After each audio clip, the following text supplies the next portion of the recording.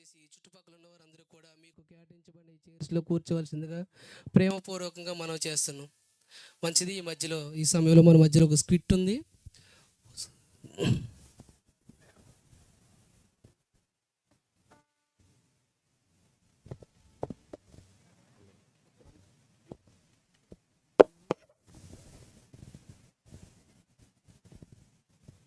Praise the lord. Songs బాగున్నాయి కదా? ఎంతమందికి నచ్చాయి? అందరూ విన్నారు కదా? దేవుని నామానికి మహిమ తీసుకుని వచ్చే విధంగా సాంగ్స్ ప్లే చేసిన వారందరికీ కూడా ప్రభువైన యేసుక్రీస్తు నామములో కృతజ్ఞతలు తెలియజేస్తున్నాను. యేసుక్రీస్తు ప్రభువారు ఈ లోకమునకు వచ్చిన తర్వాత ఆయన అందరినీ కూడా రక్షించడానికై ఆయన పరిశుద్ధుడిగా జీవించాడు.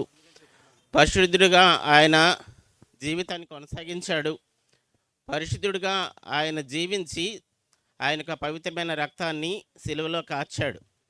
కాబట్టి యేసుక్రీస్తు ప్రభువారిని సొంత రక్షకునిగా అంగీకరించిన ఒక సహోదరుని యొక్క జీవితంలో ఏం జరిగిందో, దేవుడు ఆయన యొక్క జీవితంలో ఏం చేస్తూ వచ్చారో, ఆయన యొక్క జీవితాన్ని దేవుడు ఏ విధంగా మారుస్తూ వచ్చాడో సాక్ష్యం ద్వారా ఇప్పుడు తెలుసుకుందాం. అందరూ కూడా ఎక్కడైతే ఉన్నారో డయాస్ అవతలు కానీ ఈ యొక్క ఆవరణంలో ఎవరైతే ఉంటున్నారో వాళ్ళందరూ కూడా ఈ యొక్క మీటింగ్కి వచ్చి ఆత్మీయ మేలులు పొందవలసిందిగా ప్రభువైన యేసుక్రీస్తు వారి పేరిట ప్రేమతో మిమ్మల్ని ఆహ్వానిస్తూ ఉన్నాము. దయచేసి ఎక్కడైతే దివిస్ ఎంప్లాయీస్ అందరూ ఉన్నారో అవుటర్స్ కూడా ఈ యొక్క ప్రాంగణంలోనికి వచ్చి ప్రభువైన యేసుక్రీస్తు వారి యొక్క రక్షణ సువార్త వినవలసిందిగా ప్రభు పేరిట ప్రేమతో మనవి చేస్తున్నాం. ఇప్పుడు ఒక సాక్ష్యాన్ని విందాం.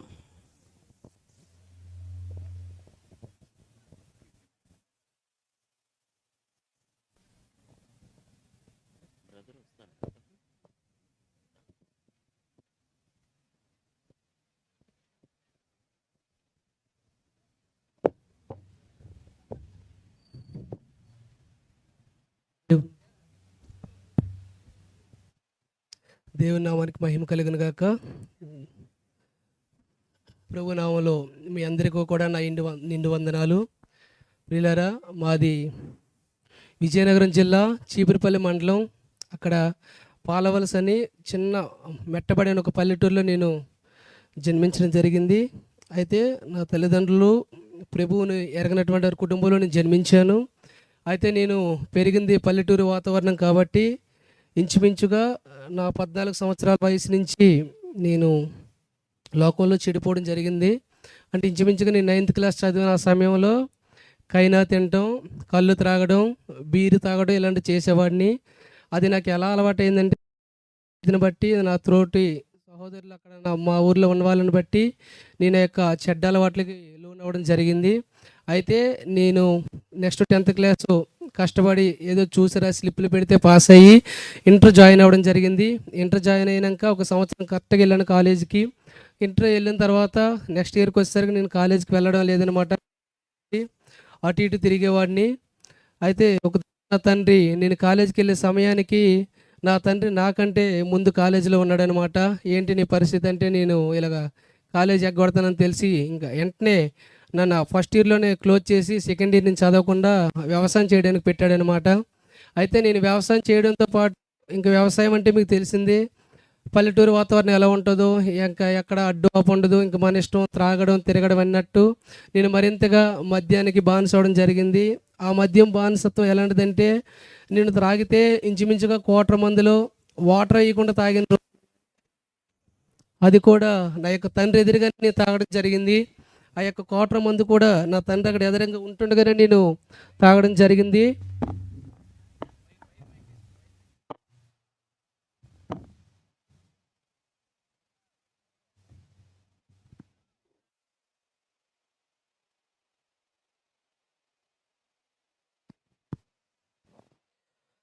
నా తండ్రి ఎదురుగా ఉంటుండగానే నేను ఆ యొక్క మందు త్రాగడం జరిగింది. ఒక కైనా ప్యాకెట్ తింటే ఒక ప్యాకెట్ రూ. 12 కొంటే 2 సార్లకే తినేసేవాడిని. అంత ఘోరంగా నా జీవితం ఉండేదనమాట. అయితే నా తల్లిదండ్రులు దేవుడిని ఎరగని వారే గానీ, నా తల్లిదండ్రులు లోకంలో అందరికీ హెల్ప్‌ఫుల్‌గా ఉండేవారు. మంచి కార్యం అంటే ముందుండేవారు. అందరికి హెల్ప్ చేసేవారు. అయితే నన్ను చూస్తే అనేవారు కదా! లోకంలో సామెతను బట్టి, "దేవుడిలాంటి కడుపున నువ్వు దెయ్యంలాంటోడు పుట్టావు. మీ నాన్న అన్నీ మంచి పనులు చేస్తే నువ్వేమో లోకంలో ఇలాగ వ్యర్థంగా తిరుగుతున్నావు" అని చెప్పడం జరిగిందనమాట. అయితే నేను ఎంత మాత్రం కూడా లక్ష్య పెట్టేవాడిని కాదు. త్రాగేవాడిని, తిరిగేవాడిని. నా త్రాగుడిని బట్టి, నేను చేసిన నా వ్యభిచారం పాపమును బట్టి నా తల్లి ఎంతగానో దుఃఖిస్తూ ఉండేదనమాట. అది నా తల్లి దుఃఖిస్తూ ఎన్నో సందర్భాలు వచ్చి, "ఊరంతా తిరిగిన కుక్క బతికింది, నువ్వు బ్రతికావని" చెప్పి నన్ను తిట్టడం జరిగింది. అయితే నేను ఎంత మాత్రం కూడా నా తల్లి మాటలు లెక్క పెట్టేవాడిని కాదు. వారిని ఎంత మాత్రం కూడా నేను లెక్క చేసేవాడిని కాదనమాట. నా బ్రతుకు నా ఇష్టం అనమాట. అంటే కోపం, నేను మీ మాట ఏంటి వినేది అన్న రకంగా నేను బ్రతికేవాడిని. ప్రియులారా, అలా బ్రతుకుతుండగా నేను తర్వాత ఒక సంవత్సరం చేసి మరలా వ్యవసాయం చేయలేక నేను ఐటీఐ జాయిన్ అవ్వడం జరిగింది. మళ్ళా సేమ్ ఐటీఐ అంటే తెలుసు, ఎంజాయ్ లైఫ్. ఆ ఐటీఐ కాలేజ్కి వెళ్ళినప్పుడు కూడా ఉదయాన్నే క్వార్టర్‌కై జోబులో పెట్టుకొని నేను కాలేజ్ పైకి వెళ్ళడం జరిగేది. అక్కడ తాక్కొని నేను చక్కగా ఎంజాయ్ చేసుకునేవాడిని. రూ.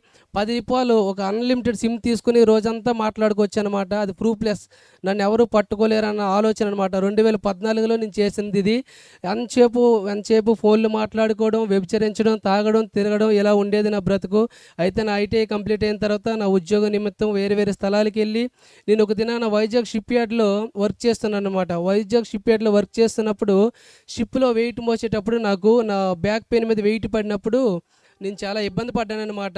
ఇబ్బంది పడ్డం అంటే చాలా స్థలాలకు వెళ్ళాను. నాకు బ్యాక్ పెయిన్ తగ్గేది కాదు. అయితే ఒక టీచర్ గారి ద్వారా నా సహోదరుడు ప్రభువుని తెలుసుకున్నాడు. అతను చెప్పాడు, "అన్నయ్య ప్రేయర్ చేసుకో, నీకు దేవుడు కార్యం చేస్తాడు" అన్నప్పుడు నేను ప్రార్థన చేసుకోవడం జరిగింది. ఒక 3 దినముల తర్వాత నాకు కార్యం జరిగింది. కానీ నా పాప సంబంధమైన జీవితాన్ని నేను ఎన్నడూ విడిచిపెట్టలేదు. విడిచిపెట్టాలన్న సంగతి నాకు తెలియదు. సర్లే, నాకు నడుము నొప్పి తగ్గింది కదా అని చెప్పి మరలా యథావిధంగా నా జీవితం కొనసాగిస్తుండేవాడిని. ప్రియులారా, ఒక 31st నైట్ వస్తే తెల్లవార్లు త్రాక్కుంటూ 5-6 బీర్లు తాగి తిరిగేవాడిని. తెల్లవార్లు నిద్రపోయేవాడిని కాదు. మందుకు బానిస అయిపోయేవాడిని. చాలా విపరీతంగా అన్నమాట. అసలు ఉదయం టిఫిన్కి వెళ్తే మందు, మధ్యాహ్నం పొలంకి వెళ్తే మందు, ఎప్పటికెళ్ళినా నా జీవితంలో మందు కావాల్సింది. అంత రీతిగా నేను మద్యానికి బానిస అయిన వ్యక్తిని. అయితే ఇలా నా రోజులు గడిచే కొద్దీ నా యొక్క తల్లిదండ్రులు, నేను లోకంలో వివాహం విషయాలు కూడా నా తల్లి నా తండ్రిని ఎంతగానో దుఃఖపరిచి, ఎంతగానో బాధపరిచి వాళ్ళకి వ్యతిరేకంగా నేను వెళ్ళడం జరిగిందనమాట. అయితే అలాంటి సమయంలో నాకు ఒక సేవకులు పరిచయం అయ్యారు. సేవకులు పరిచయం అయినప్పుడు దేవుని సువార్త చెప్పారనమాట. దేవుని సువార్త చెప్పినప్పుడు నేను చెప్పినప్పుడు విన్నాను కానీ అలాగే లెక్క పెట్టకుండా మరలా తిరిగేవాడిని. అయితే నాకు వివాహమైన 10 నెలలకి నేను చేసిన ఈ రహస్య పాపం అంతా కూడా నా భార్యకు ఒక దినం బయలుపడిందనమాట. బయటపడినప్పుడు ఏమైందంటే నా భార్య చాలా ఏడ్చింది. నిన్ను నమ్మి నేను నీ దగ్గరికి వచ్చాను, నువ్వు నన్ను మోసం చేస్తున్నావని. నేను ఎవరెవరితో పాపం చేశానో నా భార్యకి తెలిసిపోయింది. నేనేం తిన్నానో, ఏం త్రాగుతున్నానో అంతవరకు నేను మరుగు చేయగలిగాను. కానీ ఆ దినం బయటపడినప్పుడు తను చాలా బాధపడింది. బాధపడినప్పుడు నేను తనకి ప్రామిస్ చేశాను, నేను ఇంకెప్పుడు ఈ పని చేయను, నేను త్రాగను, నేను తిరగను, ఎవరి దగ్గరికి వెళ్ళను, వ్యభిచరించను అన్నప్పుడు నా భార్య సరే అని మరలా నన్ను దగ్గరికి తీసుకోవడం జరిగింది. అయితే ఆమెకు మాట ఇచ్చిన తర్వాత ప్రియులారా, మరలా నా జీవితంలో తాగుడు, మరలా తిరగడం మొదలుపెట్టాను అనమాట. అయితే ఒక దినాన ఎండాడ ప్రాంతానికి నాకు ఒక ఉద్యోగ సువార్త సభలకని చెప్పి డిసెంబరు 1వ తారీఖున 2వ తారీఖున జరిగినప్పుడు నన్ను ఆ ప్రాంతానికి ఇన్వైట్ చేయడం జరిగిందనమాట. అంటే నేను ఎవరో సేవకులకు తెలియదు, ఆయన ఎవరో నాకు తెలియదు. ఇంచుమించుగా నా ప్రాంతానికి ఆ యొక్క దేవుడి మందిరానికి 120 కిలోమీటర్లు ఉంటుంది. ఆ మందిరానికి ఒక సేవకుడు నన్ను ఇన్వైట్ చేసినప్పుడు సేమ్ యాజ్ ఇట్ ఈజ్గా నేను నవంబర్ 31, డిసెంబర్ 1, 2 తారీఖుల్లో ఆ యొక్క ప్రార్థనలకు వెళ్ళినప్పుడు అక్కడికైనా తినేవాడిని, చర్చిలోకి వెళ్ళేవాడిని, చక్కగా 1.5-2 గంటలు కూర్చుండేవాడిని, మరలా బయటకు వచ్చేవాడిని, తినేసేవాడిని, మరలా సాయంత్రం కూటమికి వెళ్ళిపోయేవాడిని. ఇదే విధంగా 3 దినాలు జరిగినప్పుడు నా పక్కన 2 సహోదరులు ఉండేవారు. వాళ్ళని కొంచెం ముందుకు నెట్టి నేను వెనక్కి వెళ్ళి, నాకు అర్జెంటుగా టాయిలెట్ వస్తుందని కైనా వేసుకునేవాడిని, కర్చీఫ్ కట్టుకుని వాళ్ళ వెనకాల వెళ్ళిపోయేవాడిని అనమాట.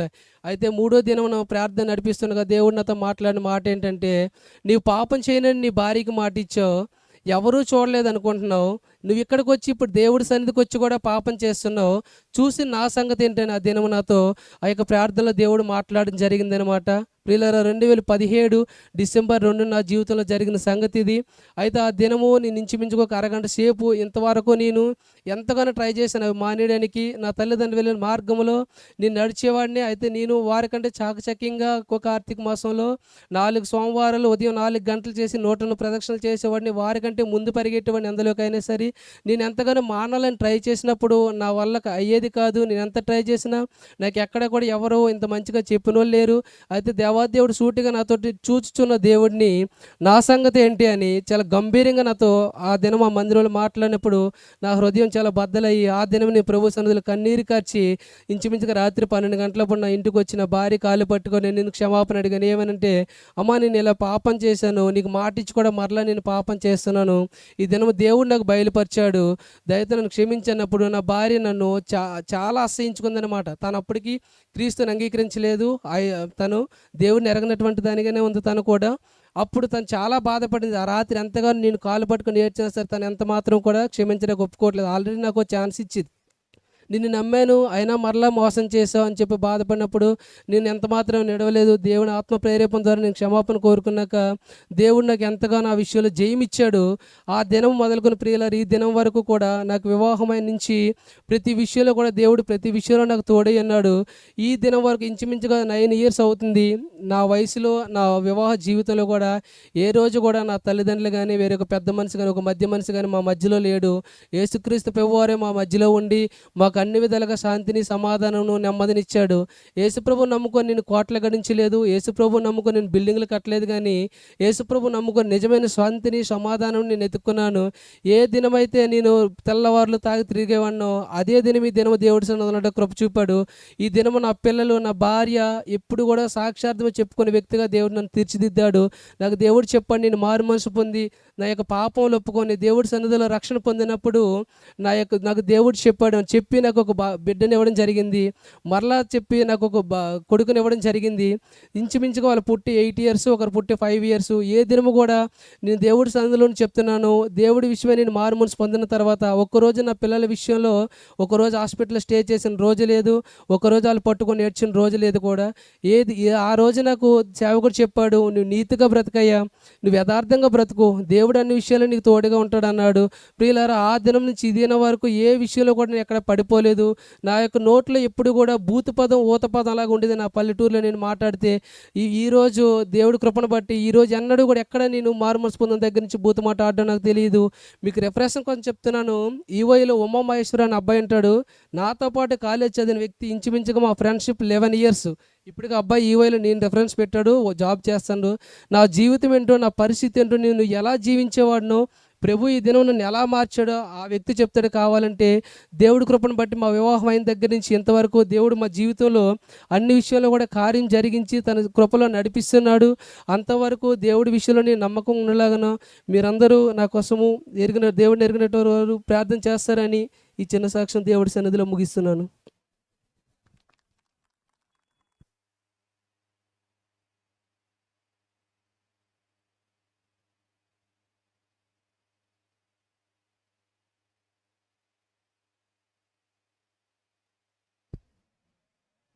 మంచిది. ఈ సమయంలో మన మధ్యలో ఒక స్కిట్ ఉంది, దయచేసి అందరం చూద్దాం.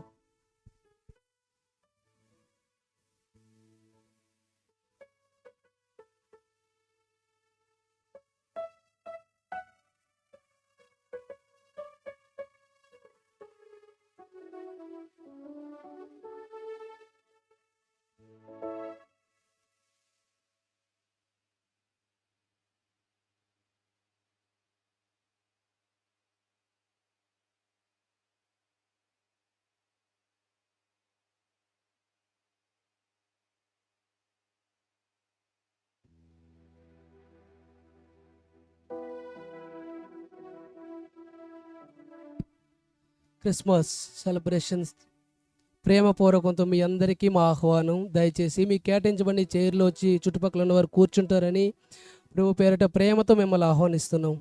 Please.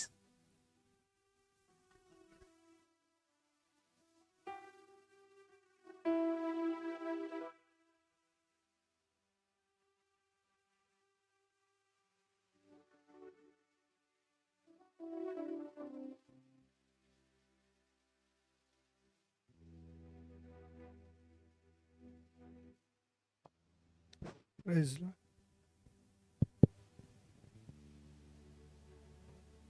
Good evening, all of you. Good evening, all of you.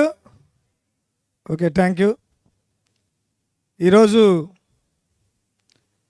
జీవ కిరీటం అనేటువంటి కాంపిటీషన్ జరుగుతూ ఉంది. ఈ జీవ కిరీటాన్ని పొందుకోవడానికి దేశంలో అనేక ప్రాంతాల్లో పేరు ప్రఖ్యాతులు కాంచినటువంటి గొప్ప గొప్ప ధనవంతులు కలిగిన వారు, పేరు ప్రఖ్యాతులు కలిగిన వారు, ఎన్నో నైపుణ్యాలు కలిగినటువంటి వ్యక్తులు ఈ జీవ కిరీటాన్ని పొందుకోవాలని వస్తూ ఉన్నారు. వాళ్ళని మనం ప్రేమపూర్వకంగా ఆహ్వానిద్దాం. ఎవరు ఈ జీవ కిరీటానికి అర్హులవుతారో, ఎవరు ఈ జీవ కిరీటాన్ని సొంతం చేసుకుంటారో వేచి చూద్దాం.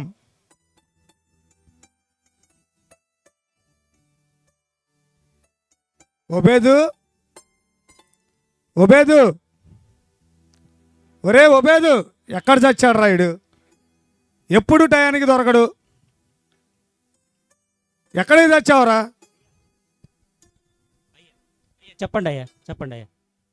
ఎప్పుడు టయానికి దొరకవు. అయ్యా ఏదో మూల పోతావు, ఎప్పుడు ప్రార్థన ప్రార్థన అంటూ ఉంటావు. అయ్యా మనకి ఇప్పుడు చీఫ్ గెస్ట్లు వస్తూ ఉన్నారు. అయ్యా దూర ప్రాంతాల నుంచి పెద్ద పెద్ద వాళ్ళు వస్తున్నారు. అయ్యా వాళ్ళందరికీ చైర్ చేసి వాళ్ళకి రెడీ చేయి. అలాగేనయ్యా, అలాగేనయ్యా, అలాగేనయ్యా, నీట్గా క్లీన్ చేయి. అలాగేనయ్యా, క్లాత్ తీసుకొని చక్కగా క్లీన్ చేసి రెడీ చేయి. అలాగేనయ్యా, అలాగేనయ్యా.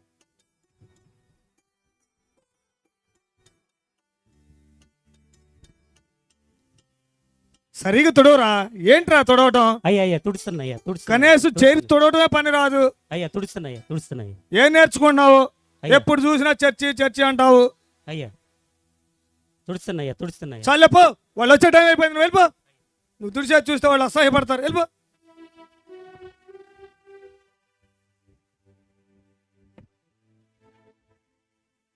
పెద్ద పెద్ద వాళ్ళు వస్తున్నారని చెప్పినా కానీ వాడికి ఎలాగా నీట్గా క్లీన్ చేయాలో కూడా తెలియదు. సో ఇప్పుడు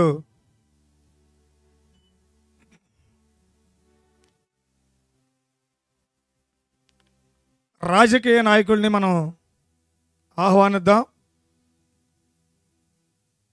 సొసైటీలో ఎంతో పేరు ప్రఖ్యాతులు గాంచినటువంటి, పలుమార్లు ఎంపీగా పలుమార్లు ఎమ్మెల్యేలుగా గెలిచి ప్రజలకు సేవ చేస్తున్నటువంటి వ్యక్తిని మనం ఆహ్వానిద్దాం.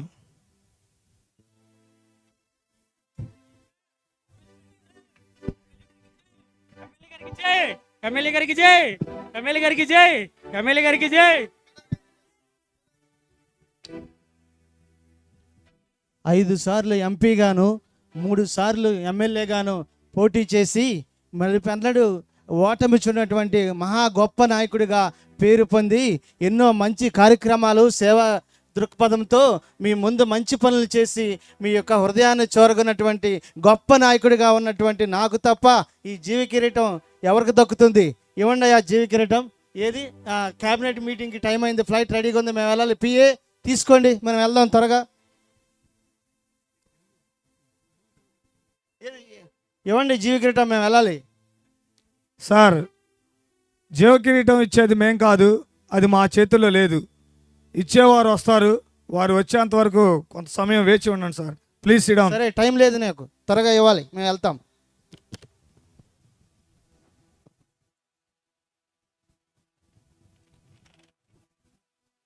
మరొక వ్యక్తిని ఆహ్వానిద్దాం. శాస్త్రవేత్త, ఎంతో తెలివిగాంచి, నేనే తెలియగలిగిన వాడిని, నాకంటే తెలియగలిగిన వాళ్ళు ఎవరూ లేరని చెప్పుకుంటూ ఆ జీవ కిరీటం నాకే వస్తుందని మన ముందుకు వస్తూ ఉన్నారు.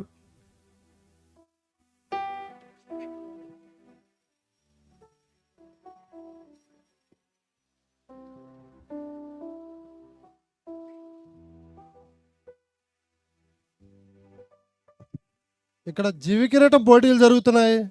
ఇక్కడే సార్. జీవి కిరీటం పోటీలు.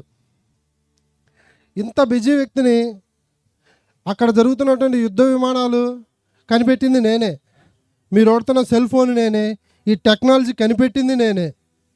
అలా కాకుండా ఇతర దేశాల్లో ఇప్పుడు జరుగుతున్న యుద్ధాలు ఆ దేశంలో పడాల్సిన విమానం ఈ దేశంలో పడాల్సిన విమానం ఆ దేశంలో పడకుండా రెండింటిని ఎడి పంపించారు నాకే తెలియదు. అంత తెలివైనతో ఇంతసేపు వెయిట్ చేస్తారా? జీవ కిరీటం ఎక్కడ? త్వరగా ఇవ్వండి, వెళ్ళిపోవాలి, అసలే టైం లేదు. ఆల్రెడీ వేరే వాళ్ళ దేశ ప్రధానితో నాకు మీటింగ్ ఉంది, త్వరగా ఇవ్వండి సార్. జీవ కిరీటం ఇచ్చేది మేం కాదు సార్.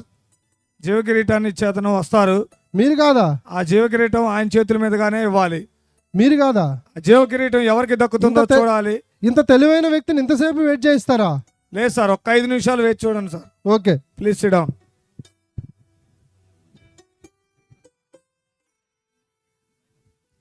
మరొక వ్యక్తిని ఆహ్వానిద్దాం. తనకున్న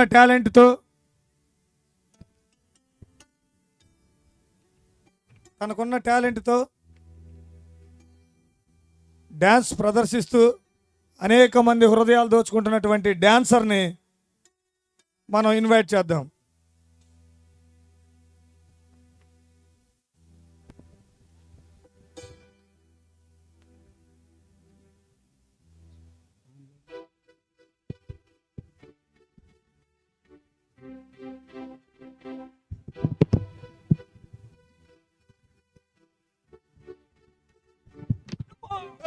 బాబు పడిపోయాడు బాబు. తాళాలు ఏమన్నా ఉన్నాయా?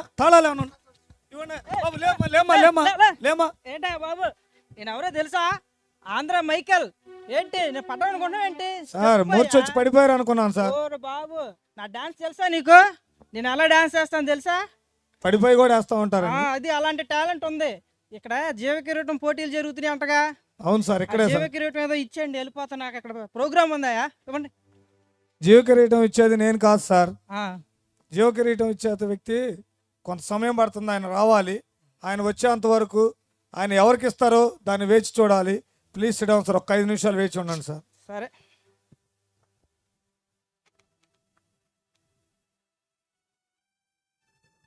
దేశంలోనే నాకంటే ధనవంతులు లేరని, డబ్బుతో ఏదైనా సాధించవచ్చని, ఆ డబ్బుతో జీవ కిరీటాన్ని గెలుచుకోవాలని ఎదురు చూస్తున్నటువంటి ధనవంతుడిని ఒకసారి మనం ఇన్వైట్ చేద్దాం.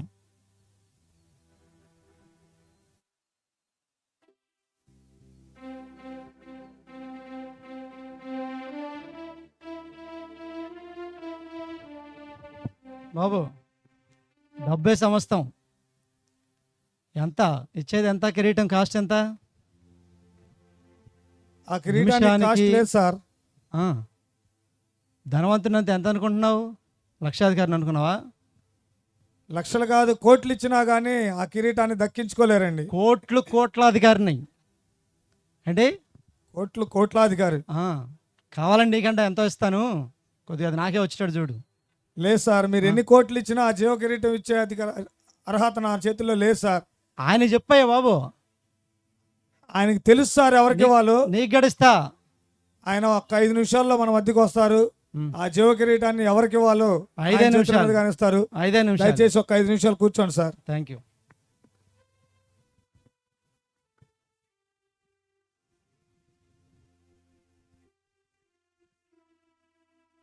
ఇప్పటి వరకు జీవ కిరీటాన్ని పొందుకోవాలని దేశంలో ఉన్న పేరు ప్రఖ్యాతులు కాంచినటువంటి వ్యక్తుల్ని మనం ఇన్వైట్ చేశాం. వారికి ఉన్న తెలివి, ధనము, అంతస్తులు, టాలెంట్స్ని బట్టి జీవ కిరీటం వస్తుందని వారు వచ్చారు. డబ్బు ఉండటం వల్ల నాకే వచ్చింది. సో ఆ జీవ కిరీటాన్ని ఇంత తెలివైన ఎవరు నాకు దక్కించుకుంటారో, ఎవరికి ఆ వస్తుంది? జీవ కిరీటం ఎవరు కాదు, ఇచ్చేటువంటి మంచి పనులు వ్యక్తిని చేసే ప్రజల మనం మనసు ఆహ్వానం నాకే చేద్దాం. వస్తుంది. మీకు కాదు. ఈ రోజు ఇంత టెక్నాలజీ ఉందని నా వల్లే కదా, నాకే వస్తుంది. నా డాన్స్ తెలుసుగా, నాకే వస్తుంది, నాకే టాలెంట్ ఉంది. అన్నీ ఎక్కడరా బాబు, డబ్బురా ముఖ్యం. డబ్బు ఉంటేనే కదా ఇదంతా. డబ్బు నాకు వచ్చింది. ఆ తెలివి ఉన్నది వల్లే కదా ఇదంతా, నాకే వస్తుంది.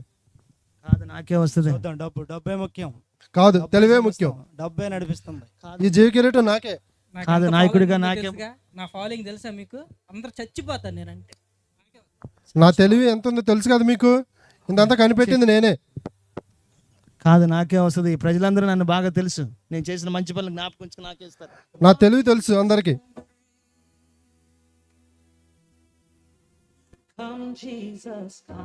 ఒబేదు అయినా ఒబేదు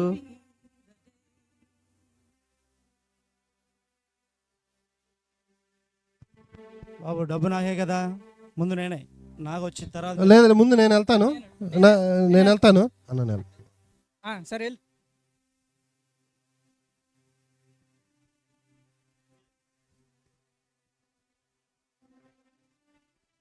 హలో ప్రభువా, మరి ప్రజలందరికీ ఎంతో మంచి పనులు చేసి వారి హృదయాలను దోచించి వాళ్ళకి ఎన్నో సేవాక్రమాలు చేసి మంచి పేరు పొంది ఈ ప్రాంతానికి అంతటికీ గొప్ప నాయకుడిగా పేరు పొందినటువంటి నాకే ఈ జీవ కిరీటం దక్కాలి. ప్రభువా, ఆ జీవ కిరీటం నాకే ఇవ్వండి, ఇవ్వండి ప్రభువా. నా కాదా ప్రభువా? అయ్యో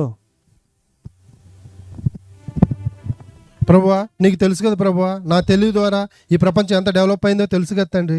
అలాగే ఇప్పుడు వాడుతున్న సెల్ ఫోన్లు కానీ, అలాగే ఇంకా రావాల్సిన ఎన్నో మిసైల్స్ కానీ, యుద్ధ విమానాలు కానీ, ర్యాకెట్లు అన్నీ నేనే కదా ప్రభువా కనిపెట్టింది. ఈ జీవ కిరీటం నాకు కాక ఇంకెవరికి ఇస్తారు ప్రభువా? ప్రభువా ఇవ్వండి, ప్రభువా ఇవ్వండి. అయ్యో నాకు కాదా?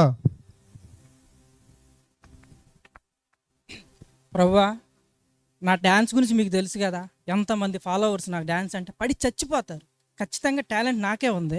నాకు ఎంతోమంది ఫాలోవర్స్ ఉన్నారు మీకు తెలుసు. ఆ జీవ కిరీటం ఖచ్చితంగా నాకే వచ్చింది. నాకు ఇచ్చేయండి, వెళ్ళిపోతా. నాకు కూడా లేదా ప్రభువా? డబ్బు కాబట్టి కావాలని డబ్బులు ఇచ్చేస్తాం. ఇస్తారా? డబ్బులు ఇచ్చేస్తారా? నాకు కూడా కదా.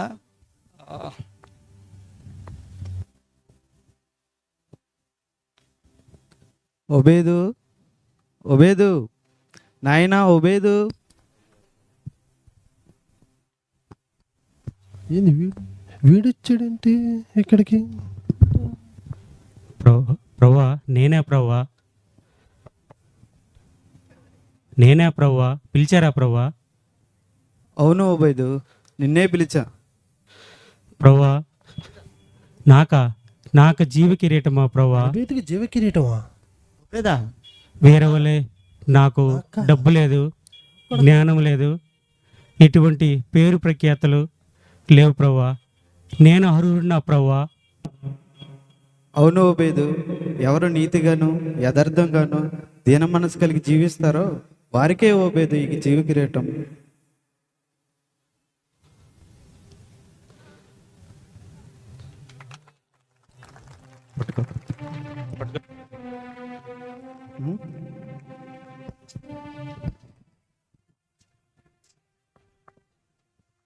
వినయము గల వారి యందు దీన మనస్సు గల వారి యందు నివసించున్నాను. జీవ కిరీటము పొందుకోవడానికి ఈ లోకములో సంపాదించిన పేరు ప్రఖ్యాతులు కానీ, డబ్బు సంపాదన కానీ, ప్రతిభా వైపుణ్యాలు కానీ జ్ఞానం ద్వారా సంపాదించుకోలేదు. ఎవరైతే దీన మనస్సు కలిగి నీతిగా యథార్థంగా తన్ను తాను తగ్గించుకొని జీవిస్తారో వారే జీవ కిరీటాన్ని సంపాదించుకోగలుగుతారు.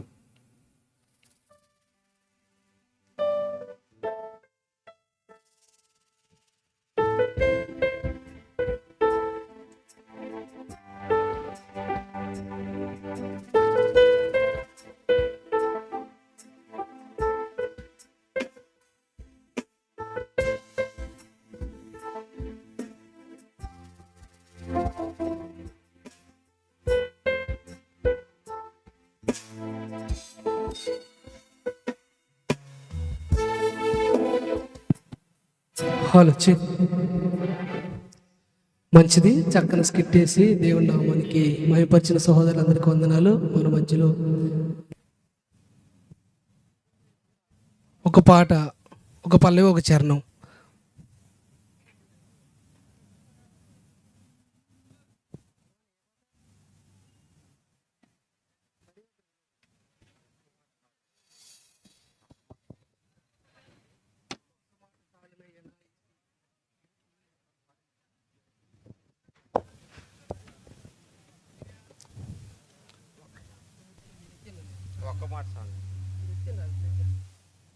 హల్లెలూయా, హల్లెలూయా, హల్లెలూయా, హల్లెలూయా.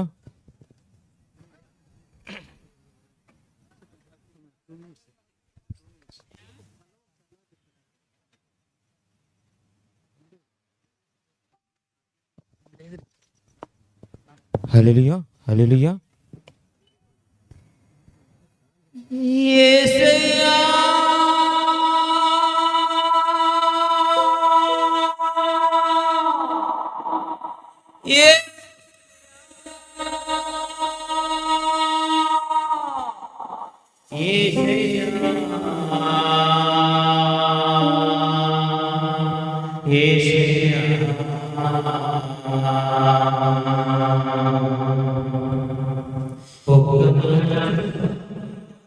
నా యేషయాని ఒక్క మాట చాలునయ్యా, నా యేషయా ఒక్క మాట ఒక్క మాట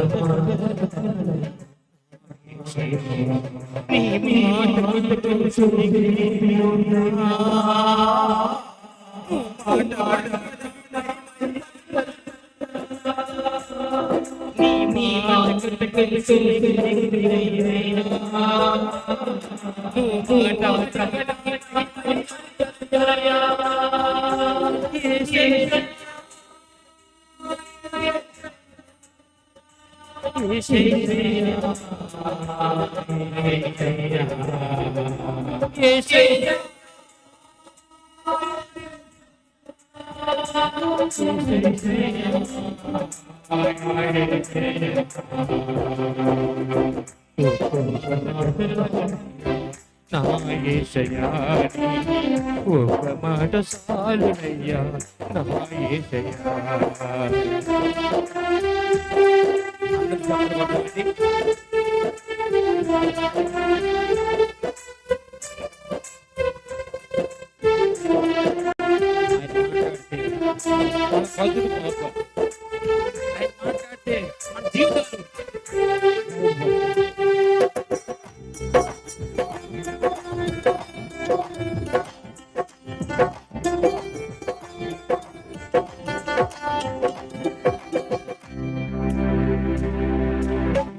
ఒక్క మాటతో లాజరును లేపావు, ఒక్క మాటతో దాసుని స్వస్థపరిచావు.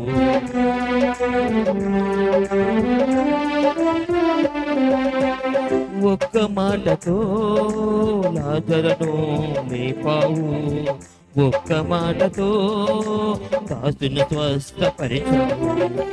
ఒక్క మాటతో దయ్యములు తరిమేశావు, ఒక్క మాటతో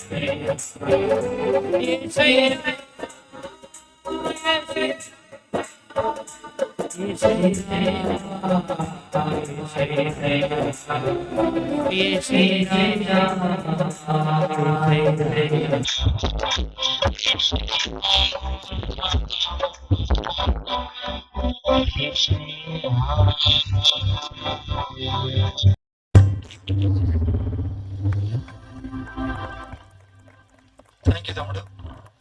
మన మధ్యలోని క్రిస్మస్ సందేశాన్ని అందించడానికి డాక్టర్ సాల్మన్ రాజు గారు వచ్చారు. సాల్మన్ రాజు గారిని మనం అందరం కూడా చప్పట్లతో ఆహ్వానిద్దాం.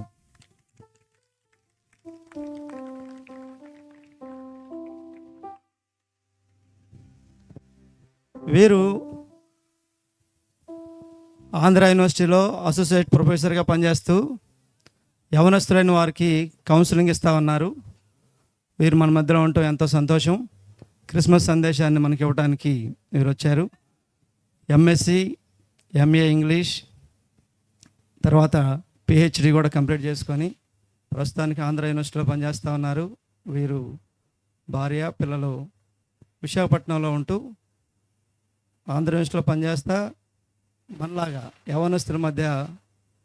యవనస్తులను కౌన్సిల్ చేయడానికి వాడబడుతూ ఉంటున్నారు. వారికి సమయాన్ని ఇస్తూ ఉంటున్నాం. వారికి ఇచ్చే ముందు మనకి ఈ అవకాశాన్ని ఇచ్చిన దివిస్ మేనేజ్మెంట్ వారికి వందనాలు తెలియజేస్తూ ఉంటున్నాం. అలాగే మీరందరూ కూడా మన రిక్వెస్ట్ని అంగీకరించి వచ్చిన మీ అందరికి కూడా దేవుని నామంలో వందనాలు. ఈ సమయాన్ని సాల్మన్ రాజు గారికి అప్పగిస్తున్నాను. Thank you.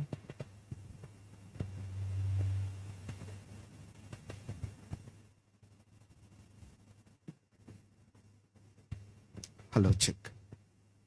Good evening, happy Christmas, merry Christmas, happy Christmas. లాస్ట్లో కూడా ఒకసారి చెప్తే happy Christmas, merry Christmas. Thank you.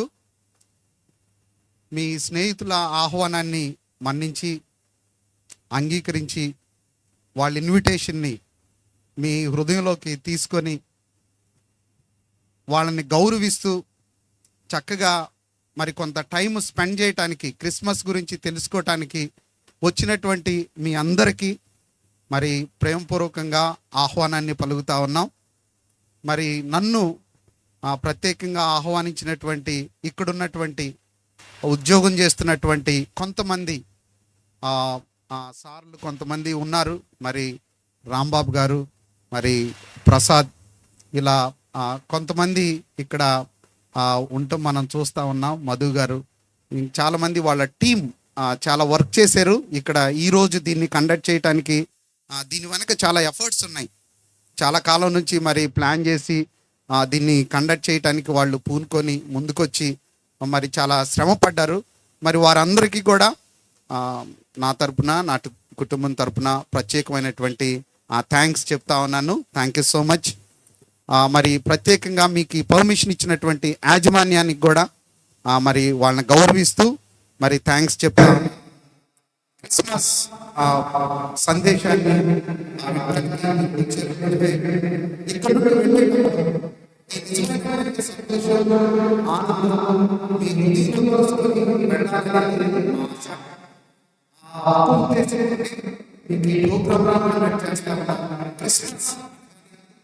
చాలా గుర్తొస్తూ ఉంటాయి. ఇదిగో ఈ క్రిస్మస్ ట్రీ, ఇక్కడున్న కనిపిస్తున్నటువంటి స్టార్,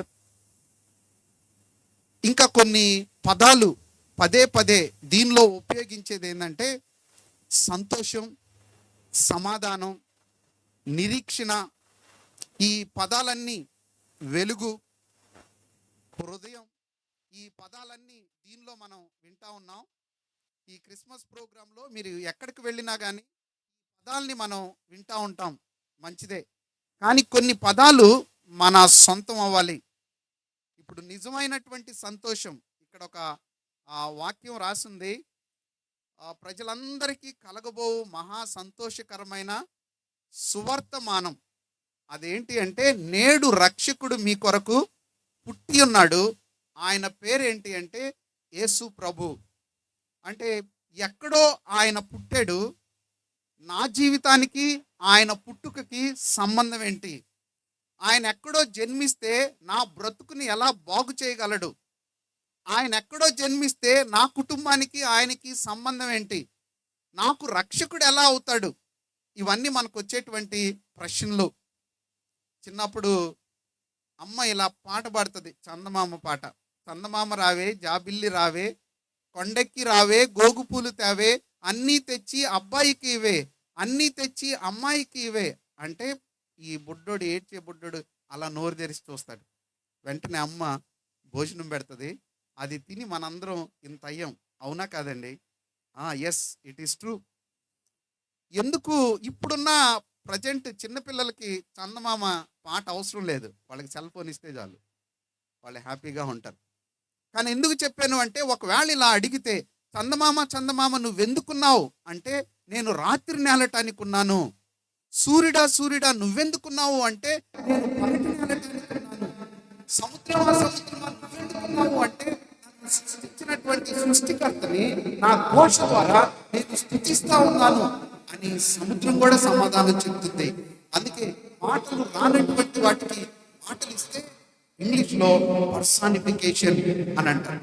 అంటే మాటలు రానటువంటి వీటన్నిటికీ ఒక ఉద్దేశం ఉన్నప్పుడు, మరి నీకు నాకు కూడా కారణం ఉండాలి కదా వెతుకున్నామంటే, నీకు నాకు కూడా ఒక ఉద్దేశం ఉండాలి కదా ఈ భూమి మీద ఉండాలి అన్నాము అంటే. మరి అదేవిధంగా సృష్టికర్త అయినటువంటి దేవుడు ఆయన నరులుగా ఈ భూమి మీద అడుగు పెట్టాడు అంటే, behind that there must be a purpose. Behind that, there must be a cause. దీని వెనుక ఖచ్చితంగా ఒక ఉద్దేశం, ఒక కారణం కంపల్సరీగా ఉంటుంది. అసలు నేను ఎవరిని అనే ప్రశ్న మనకు వస్తుందంటే, we must know about our origin. మనం ఎక్కడి నుండి వచ్చామో మనం తెలుసుకోవాలి. Why I am here? నేను ఇక్కడ ఎందుకున్నాను అంటే, you must know about your purpose. I must know about my purpose. నా ఉద్దేశం తెలియాలి. If I die, where will I go? నేను చనిపోతే నేను ఎక్కడికి వెళతాను?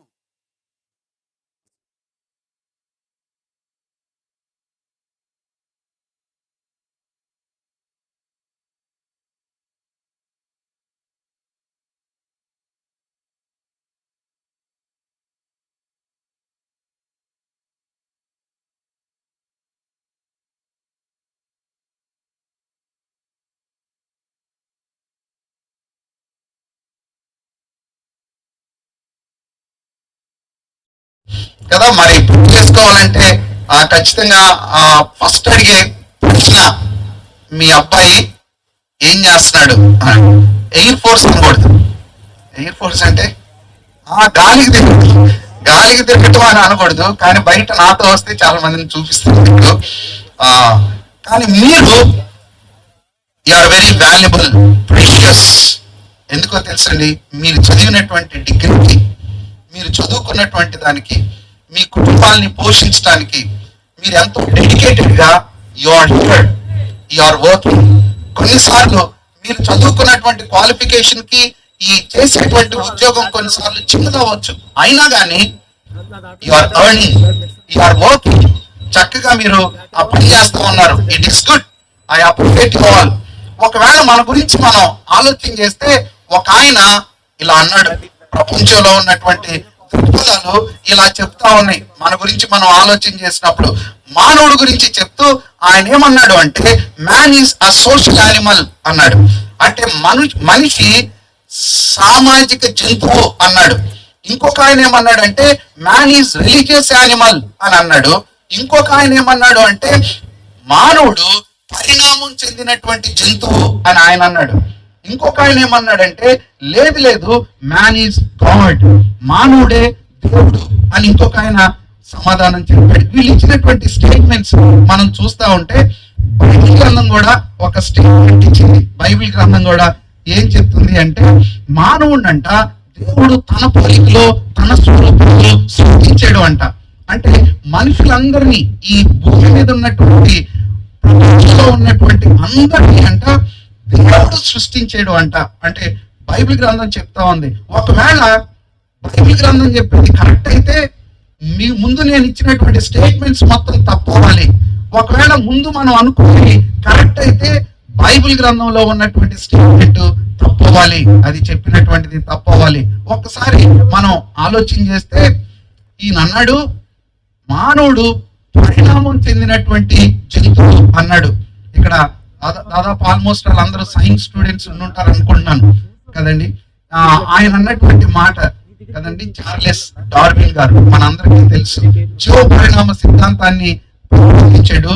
మనందరం చదువుకున్నాం స్కూల్లోనో, ఒకవేళ బిఎస్సి చదివితే మరి మన చదివినటువంటి కోర్సులోనో ఎక్కడో మనం ఖచ్చితంగా చదివాం. ఆయన అన్నాడు, ఆయన ఏం చెప్తా ఉన్నాడు అంటే, అనుకోని ఒక సమయంలో అనుకోకుండా, అంటే నీటిలోనంట నిర్జీవ పదార్థాల నుండి జీవ పదార్థం వచ్చిందంట. ఆ జీవ పదార్థాన్ని ఆయన ఏమన్నాడు అంటే ఏకకణ జీవులు అని అన్నాడు. దానికి ఒక పేరు పెట్టాడు, ప్రోటోజువా అని. అది ఇలా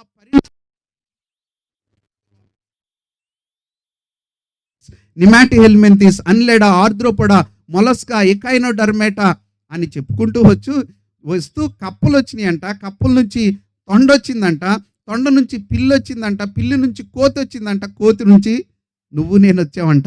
ఇంకా మధ్యలో చాలా ఉన్నాయి. అవన్నీ ఆయన చెప్పినటువంటి, అంటే ఇలా పరిణామం చెందుతా కోతి వచ్చింది, కోతి నుంచి మానవుడు వచ్చాడు అని ఆయన ఇచ్చినటువంటి, ఆయన జీవ పరిణామ సిద్ధాంతంలో ఆయన ప్రతిపాదించినటువంటి, ఆయన చెప్పినటువంటి మాటల్ని నేను మీ దగ్గరికి తీసుకొని వస్తా ఉన్నాను. నిజంగా ఆయన చెప్పింది కానీ నిజమైతే, ఆయన చెప్పింది కానీ వాస్తవం అయితే, ఒకవేళ ఎవరింట్లోనైనా కోతి బొమ్మ పెట్టుకొని మనం ఇలా అడిగితే ఏమండి ఎవరండి అంటే మా తాతగారోళ్ళ తాతగారోళ్ళ తాత అండి అని చెప్పేది ఎక్కడైనా ఉంటే నేను కూడా వస్తా, చూస్తా. అలాంటి గృహాలు కానీ ఆ గృహాల్లో ఉన్న ఫోటోలు కానీ ఎక్కడైనా ఉంటే ఎక్కడా కూడా మనం చూడం. ఒకవేళ పొరపాటున ఎవరినైనా కోతి అంటే మీరందరూ కోతులు కానీ నేను మాత్రం కాదు అంటారు, అంగీకరించరు. ఇంకొక ఆయన ఏమన్నాడు అంటే గాడిద పాలకి మనిషి పాలకి చాలా దగ్గర సంబంధం ఉంది కాబట్టి మనిషి కోతి నుంచి రాలేదు, ఈయన అన్నాడు గాడిద నుంచి వచ్చాడు అని చెప్పాడు. దేవుడు లేడు అనేటువంటి వాళ్ళు చాలామంది సైంటిస్టులు ఏమన్నారు అంటే మానవుడు చెలించేటువంటి అణువులు పరమాణువుల సముదాయం అని అన్నాడు. అంటే మనిషికి ఫీలింగ్స్ ఏముండవు అని ఆయన స్టేట్మెంట్ ఇచ్చాడు. ఒక ప్రొఫెసర్ గారు ఆ క్లాస్ రూమ్లో ఆయన పాఠం చెప్తా ఉన్నాడు. ఆయన పాఠం చెప్తూ ఇలా చెప్తున్నాడు, మనిషి చెల్లించేటువంటి అణువులు పరమాణువుల సముదాయం, మనలో ఫీలింగ్స్ ఏమి లేవు అని చెప్తా ఉన్నాడు. కొద్ది రోజుల తర్వాత ఆయన బాధపడతా ఉంటే ఈ స్టూడెంట్ అడిగాడు, సార్ ఏంటి సార్ మీరు చాలా దిగులుగా ఉన్నారు, బాధపడుతున్నారు ఏంటి అంటే అప్పుడు పక్కన ఇంకొక అతను చెప్తా ఉన్నాడు, సార్ వాళ్ళ మిస్సెస్ చనిపోయింది కాబట్టి ఆయన బాధపడతా ఉన్నాడు. అంటే ఇప్పుడు ఈయన అడుగుతా ఉన్నాడు, సార్ మీరు అణువులు పరమాణువులు సముదాయం అన్నారు కదా, మరి ఎందుకు మీరు బాధపడతా ఉన్నారు? మీరు ఫీలింగ్స్ ఉండకూడదు కదా, ఎందుకు ఫీలింగ్స్ మీలో నుంచి వస్తున్నాయి అని అడిగితే he was not able to give the answer. ఆయన సమాధానం చెప్పలేనటువంటి పరిస్థితి. ఇప్పుడు మనం ఆలోచించేయాలి, మనం కోతి నుంచి వచ్చామో గాడిద నుంచి వచ్చామో లేదా చెలించేటువంటి అణువులు పరమాణువుల సముదాయమో లేదు అంటే దేవుడు నిన్ను నన్ను సృష్టించాడో. దేవుడు బైబిల్ గ్రంథం చెప్తా ఉంది, మానవుడినంట తన పోలికలో తన స్వరూపంలో దేవుడు సృష్టించాడు అంట. నేను ఆలోచన చేస్తున్నప్పుడు దేవుడు ఈ లోకంలోనికి రావాల్సినటువంటి బలమైనటువంటి కారణం ఏంటి, ఎందుకు వచ్చాడు, అది మనకి అర్థం అవ్వాలంటే మొట్టమొదటిది క్రియేషన్. ఇది ఖచ్చితంగా మనకి అర్థం అవ్వాల్సిందే. బైబిల్ గ్రంథం చెప్తా ఉంది మానవుణ్ణి దేవుడు తన పోలికలో తన స్వరూపంలో సృష్టించాడు. అంటే మానవుణ్ణి మనం తీసుకుంటే పైకి మ్యాటర్ నాన్ మ్యాటర్, పైకి కనపడేటువంటి ఈ పదార్థం కనపడుతుంది, పదార్థేతరం, లోపల సోల్ అండ్ స్పిరిట్ ఇవి కూడా ఉన్నాయి మనకి. మీరు ఎలా చెప్తారు అంటే ఒకవేళ మనం ఇలా తప్పు చేసినటువంటి ప్రతిసారి మనకు లోపల ఎక్కడో గద్దింపు జరుగుతూ ఉంటుంది, తెలియకుండానే గద్దింపు జరుగుతూ ఉంటుంది. ఈ గద్దింపు ఎక్కడి నుండి వచ్చింది అంటే nobody will give the answer for that. ఎవరు సమాధానం చెప్పలేకపోవచ్చు కానీ తెలియకుండానే మన లోపల దాన్ని అనుభవిస్తూ ఉన్నాం. అంతేకాదు మనకు తెలియకుండానే లోపల ఏదన్నా తప్పు జరిగినప్పుడు అరే ఇది మంచి ఇది చెడు అని మనం అంటా ఉన్నాము అంటే మన లోపల ఆ మోరల్ కోడ్ కూడా మనకి కనపడతా ఉంది, అర్థం అవుతా ఉంది. సో ఇవి ఎక్కడి నుండి వచ్చినాయి అంటే దేవుడు నరుణ్ణి మానవుణ్ణి తన పోలికలో తన స్వరూపంలో సృష్టించాడు కాబట్టి నువ్వు నేను ప్రేమించగలుగుతాం. నీకు నాకు ఇంటెలిజెన్స్ ఉంది, నీకు నాకు క్రియేటివిటీ ఉంది, నీకు నాకు డిజైన్మెంట్ ఉంది, వివేచన ఉంది. ఇవన్నీ జంతువు నుంచి రావటానికి లేదు. అందుకే డార్విన్ గారిని ఒక ప్రశ్న అడిగారు, ఏమన్నారు అంటే ఒకవేళ కోతి నుంచి మానవుడు వస్తే మరి మనిషి తర్వాత ఇంకొక రూపం రావాలి కదా, మరి రావట్లేదు. కోతి తర్వాత మానవుడు వచ్చాడు, మానవుడి తర్వాత ఇంకొక రూపం రావట్లేదు. మరి నువ్వు ఎక్కడి నుంచో నిర్జీవ పదార్థాల నుంచి జీవం వచ్చింది అన్నారు కదా, మరి ఆ నిర్జీవ పదార్థాలని మనం ల్యాబొరేటరీలోకి మనం తీసుకొని వద్దాం, కలుపుదాం, నిజంగానే జీవం వస్తుందేమోనండి. ఆడ ప్రయోగం చేస్తే జీవం రాలేదు. మరి ఆ జీవానికి కారణం ఎవరు మీరు అన్నట్టు అంటే there must be a first cause. ఖచ్చితంగా దాని వెనక జీవాన్ని ఇచ్చినటువంటి కారకుడు ఎవరో ఖచ్చితంగా ఉండాలి, అది లేకుండా ఉండటానికి లేదు. మనందరం ఇక్కడికి వచ్చేలోపు ఈ చైర్స్ ఇవన్నీ ఎంతో సిస్టమేటిక్గా అరేంజ్ చేశారు, ఒక క్రమ పద్ధతిలో వీటన్నిటిని అరేంజ్ చేశారు. ఒకవేళ ఎవరైనా వచ్చి నేను వచ్చేటప్పటికి ఆకాశంలో నుంచి ఇవన్నీ వచ్చినాయండి అంటే నమ్మం మనం కదండి. ఎవరో తెలియగలిగినటువంటి కొంతమంది వీటన్నిటిని ఒక ఆర్డర్లో చాలా సిస్టమేటిక్గా వీటిని అరేంజ్ చేశారు అని ఖచ్చితంగా మనం నమ్ముతున్నాం కదండి. మరి ఈ సృష్టిని చూసినప్పుడు కూడా ఎంతో అద్భుతమైనటువంటి డిజైన్ మనం చూసినప్పుడు దాని వెనక there must be a designer. ఖచ్చితంగా ఈ సృష్టిని సృష్టించినటువంటి సృష్టికర్త అయినటువంటి దేవుడు ఉన్నాడు. నిన్ను నన్ను సృష్టించింది కూడా ఆయనే. ఆయన దేవుడైతే ప్రపంచం మొత్తానికి ఆయన నిజంగానే దేవుడై ఉండాలి. మొట్టమొదటిది క్రియేషన్. దేవుడు నిన్ను నన్ను సృష్టించాడు. ఆయన ఈ లోకంలోనికి రావటానికి బలమైనటువంటి కారణం ఎవరు అంటే నువ్వు నేనే. ఎందుకంటే మానవుల్ని ఆయన ప్రేమించాడు. క్రిస్మస్లో ఏముందో తెలుసండి? త్యాగం ఉంది. క్రిస్మస్లో గివింగ్ ఉంది. క్రిస్మస్లో ఆరాధన ఉంది. క్రిస్మస్లో ఇచ్చివేసుకోవటం ఉంది. అందుకే దేవుడే తన్ను తాను ఈ లోకంలోనికి రావాల్సినటువంటి పరిస్థితి వచ్చింది. ఆయన ఎలా ప్రేమించాడు, ఏమిచ్చాడు, ఆయన ఏమి త్యాగం చేశాడు, ఇవన్నీ కూడా మనకి ప్రశ్నలే. రెండోది ఏంటి అంటే సపరేషన్. ఇంత అద్భుతంగా మానవుడిని సృష్టిస్తే మానవుడు దేవుడి నుంచి దూరం అయిపోయాడు. ఎందుకు దూరం అయిపోయాడు అంటే దేవుడు చేయొద్దన్నటువంటి పనిని మానవుడు చేయటం ద్వారా మానవుడు దేవుడి నుంచి దూరం అయిపోయాడు. దాన్ని బైబిల్ గ్రంథం ఏమంటుందంటే దేవుని యొక్క ఆజ్ఞని అతిక్రమించాడు. ఆజ్ఞాతిక్రమమే పాపం అని అంటుంది. ఆజ్ఞాతిక్రమమే పాపం అని బైబిల్ గ్రంథం చాలా స్పష్టంగా చెప్తుంది.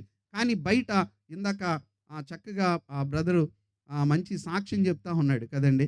సాక్ష్యం చెప్పేటప్పుడు ఎక్కువగా తను వాడినటువంటి పదం ఏంటంటే నేను పాపం చేశాను, నా భార్యకి వ్యతిరేకంగా, దేవుడికి వ్యతిరేకంగా, ఒకసారి నన్ను క్షమించిన, మళ్ళీ చేశాను, పాపం చేశానని పదే పదే తను ఉపయోగించినటువంటి పదం.